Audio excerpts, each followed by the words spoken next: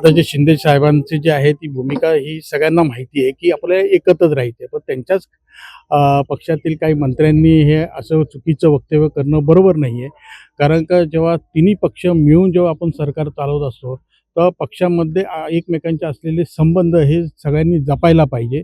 आणि जे गतिमान सरकार जे आहे, अतिशय चांगल्या रीतीने आपण हे सरकार चालवत असतो. गोरगरिबांचं सरकार आहे. लोकांचे प्रश्न सोडवण्याच्यासाठी जेव्हा प्रयत्न करतो, तेव्हा कुणी अशा चुकीच्या ज्या आहे स्टेटमेंट्स करून गैरसमज जे आहे पब्लिकमध्ये असं निर्माण होऊ नये, अशी जी आहे ही भावना सर्वांची आहे. म्हणून शिंदे साहेबांनी जे आहे शिरसाट साहेबांना जे आहे त्यांना सांगितलेलं आहे, की बाबा अशा पद्धतीचं चुकीचं वक्तव्य तुम्ही करू नका.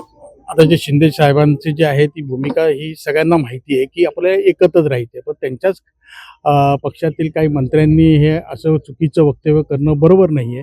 कारण का जेव्हा तिन्ही पक्ष मिळून जेव्हा आपण सरकार चालवत असतो, तर पक्षामध्ये एकमेकांचे असलेले संबंध हे सगळ्यांनी जपायला पाहिजे.